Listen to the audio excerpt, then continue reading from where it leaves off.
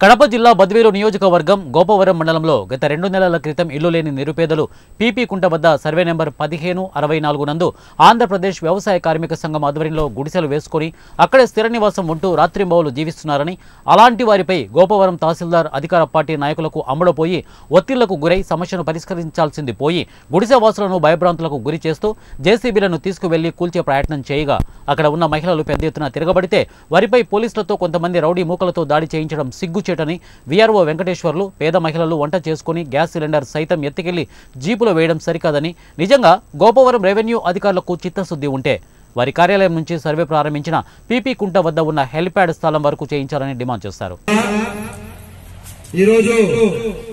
ఈ సమావేశానికి వచ్చినటువంటి ఈ నిరసన కార్యక్రమానికి వచ్చేసినటువంటి పీపీ కుంట గుడిసెవాసులందరికీ మరియు భారత కమ్యూనిస్టు పార్టీ నాయకత్వానికి మరియు ఏరియా కార్యదర్శి మన అనిల్ గారికి, మండల కార్యదర్శి పెంచలయ్య గారికి, అదేవిధంగా మన సహాయక కార్యదర్శి కాదర్ భాష గారికి, మన కమిటీ సభ్యులకు అందరికీ పేరు పేరుగా విప్లవ ధన్యవాదాలు తెలియజేస్తా ఉన్నాం. మరి సమావేశం ముఖ్య ఉద్దేశం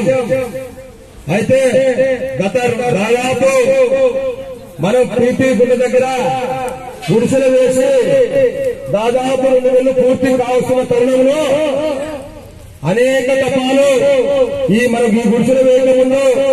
ఇదే గోపాల ఎంఆర్ఓ చుట్టూ మధ్యలో ఉన్నటువంటి ఆదివాసి చుట్టూ కాళ్ళకు చెప్పులు అరిగిపోయారా తిరిగి వేసారిపోయి గత నెల మనం 5వ తారీఖున